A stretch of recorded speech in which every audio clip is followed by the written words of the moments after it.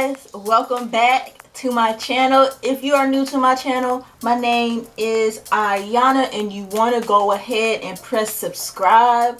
You want to be part of the coolest team. We be hype over here, we cool, we slay, and we educated, okay? So go ahead and press subscribe and don't forget to press that notification bell next to it so you will not miss any videos from me. Let's go ahead and get into this video.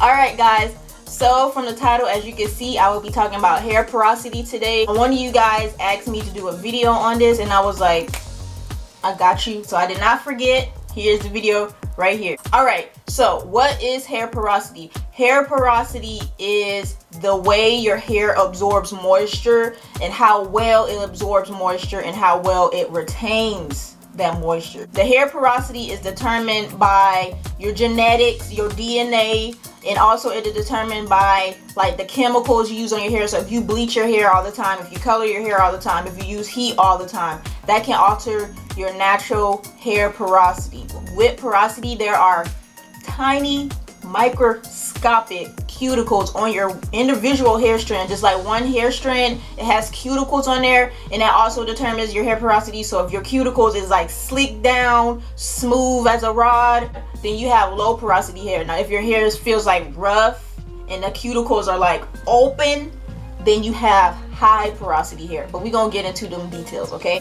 So what are the categories of hair porosity? There's three categories. There's low porosity, normal or slash medium porosity, and then there's high porosity. So there's just three categories.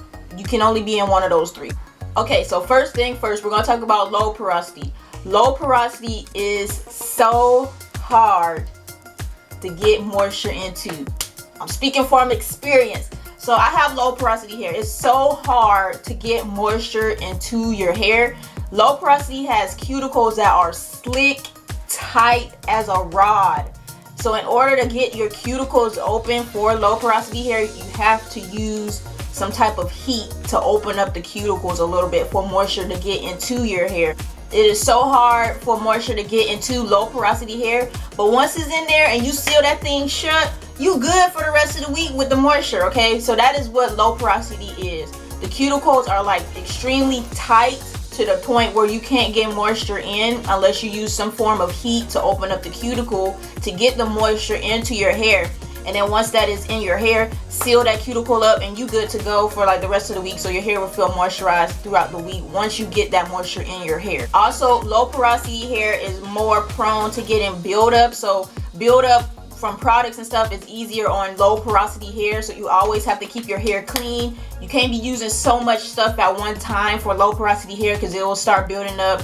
Your hair is not going to come out bomb when you try and do a bomb twist out because you have a bunch of product build up on your hair. So you have to keep hair clean. Regardless if you have low, medium, or high, your hair needs to be clean. A clean slate is good to go. Like, you need to have clean hair when you style your hair and use product. Also, with low porosity hair, it does take a while for your hair to dry. You guys know it take me at least a good 2 days. I have to set aside 2 days for my hair to completely air dry. And I know it'll be completely air dry. I have to set aside 2 days. So low porosity hair, it takes a minute for it to completely dry without using heat or anything like that to dry your hair. It takes a minute for it to air dry. So boom, that is what low porosity hair is. It's hard as a mug to get moisture into the hair because of the cuticles are so tight. So once you use some form of heat to get the cuticles to open up a little bit for the moisture to get in, and then it's sealed shut, you're good to go for the whole week. Your hair is good with retaining moisture if you have low porosity hair. Again, the buildup be building up if you have low porosity hair, because sometimes the products, if you use so much products, it's just going to build up, sit on your hair. But regardless if you have low, high, or medium, like I said, you need to have your hair clean anyway for products to penetrate into your hair. But with low porosity hair, it is harder for products to penetrate into our hair. Alright, so I'm going to skip down to high porosity. High porosity hair, the cuticle on the hair strand is like wide open, like the window is open. We open for business. Like, that's how wide the cuticle is on high porosity hair. It's good that the cuticle is wide, right? It's good. It's fantastic. is A1. It's good because the moisture can go right up in there, right up in that thing. The moisture goes right into the cuticle and you good to go. But the moisture can come in easily, but it can leave that mug easily as well. So that's the thing with high porosity. You can absorb that moisture real good, real fast, but then it'll leave that hair real fast. So your hair will be back dry. Your hair will get dry faster. So it's not good at retaining moisture or anything like that. So if you're styling your hair and then like the next day your hair feel dry, then you know you have high porosity hair. So I've done told you the 3 categories for hair porosity: low, medium / normal to high. I told you what low porosity was, and I told you what high porosity was. And I also told you how your hair porosity can be altered and changed based off of if you use so much chemicals and heat and stuff like that. You still want to know what your hair porosity is, okay? So, boom, I already know what my hair porosity is. I have low to normal-ish hair porosity. So if you want to find out how you can figure out what your hair porosity is, you can try these tests. I looked these tests up on the internet.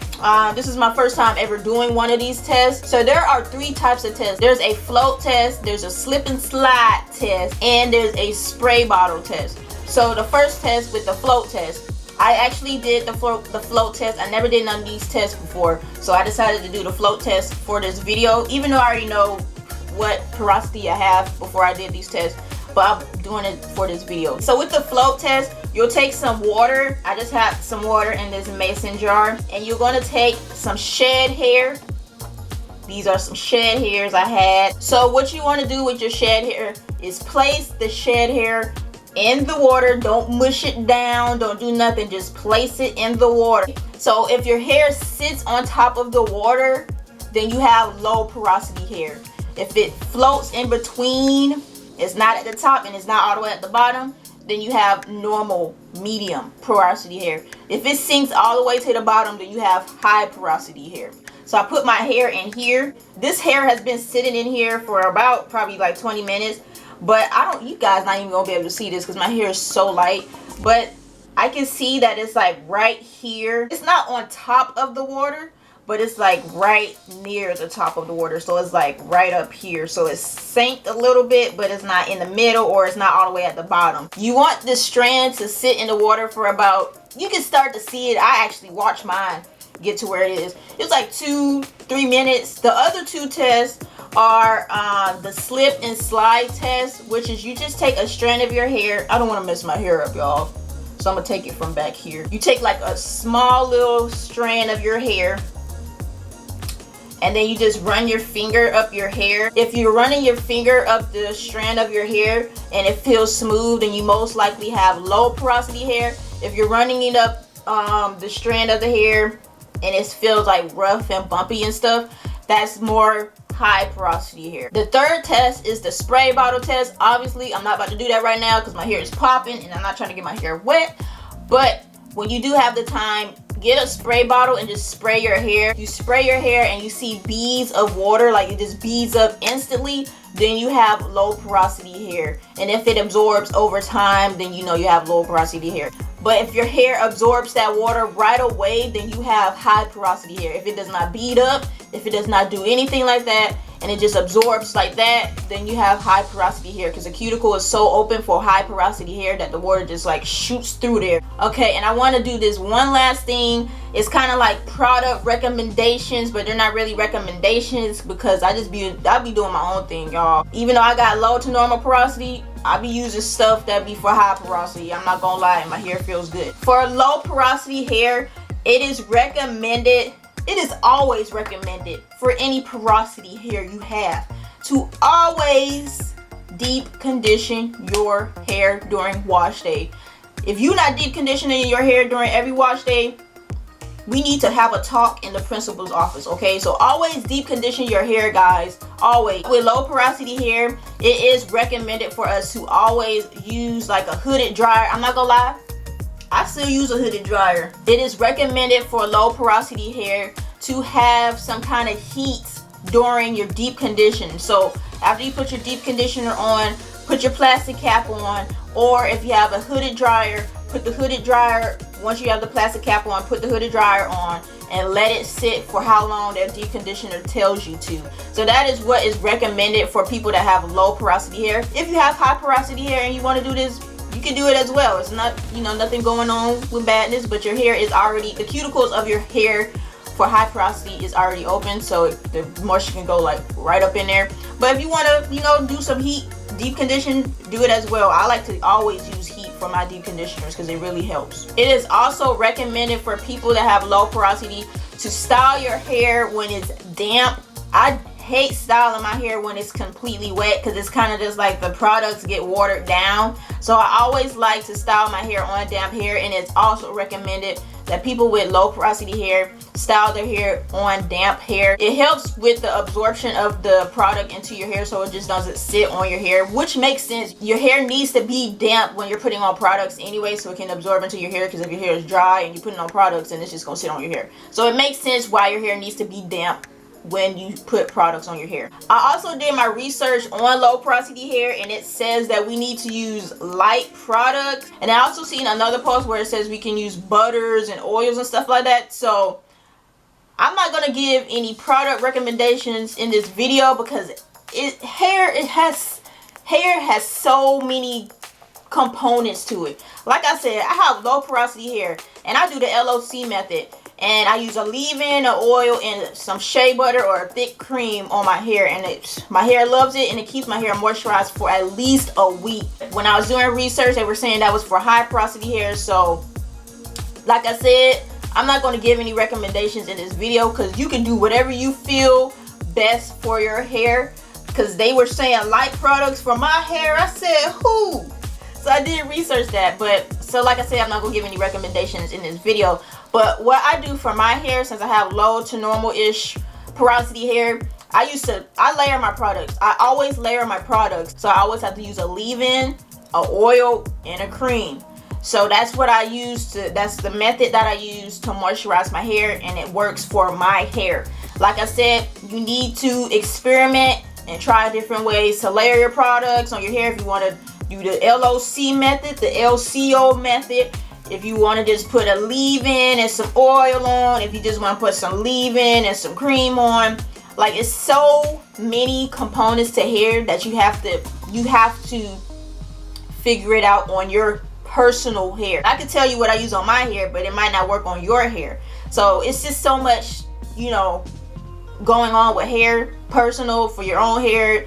It's so much that goes into it, like the thickness of your hair. What hair type do you have? Do you have protein sensitive hair? Do you have heat damaged hair? Do you have color treated hair? It's like so much that goes into hair, y'all. So I can't sit here and tell you one be all save all recommendation for your hair. So you'll have to experiment on your own time on what products you want to use, how you want to layer your products and stuff like that.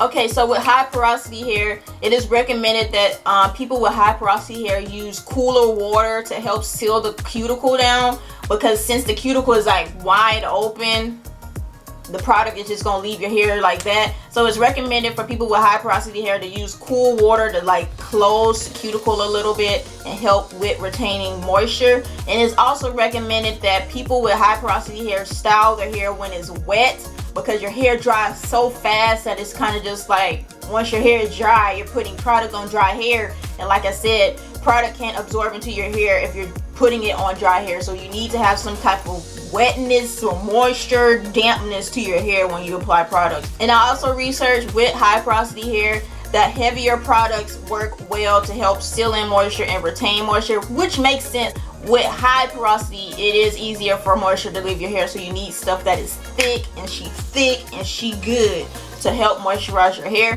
But like I said earlier, you need to do your own research for your personal hair, because I did research some for high porosity, and it says creams, butters, and oils, heavy products are best for high porosity. But like I said, I have low to normal porosity, and I be using these things. I be using creams, butters, oils, heavy products on my hair, and my hair feels fine. It's all, you know, determined by so many factors with your hair. So you need to do your own personal research and experiment with your own personal hair with different products, just to see what your hair likes, because everybody's hair is different. All right, guys, so that is all the facts and tips and recommendations I have for you guys for hair porosity. If you have any more questions, leave them down in the comment section below and I'll try to answer them for you. But I hope you guys learned something from this video. I actually learned a lot from researching, even though I already knew I had low porosity hair, the way my hair reacts to stuff. I just knew it. But I hope you guys enjoyed this video and learned something new. Like I said, you need to also do your own personal research and own experiment for your hair, personal hair, because hair has so many factors that go into it. There's so much that goes into hair, so you need to do your own personal research and try products on your own personal hair. That's why I always tell you guys when I do products review, you want to try it out for yourself to see. I hope you guys enjoyed this video. Don't forget to like, comment, and subscribe. Don't forget to share. Sharing is caring. So go ahead and do that. Don't forget you're beautiful. You're strong. You the best music. And I will see you guys in my next one.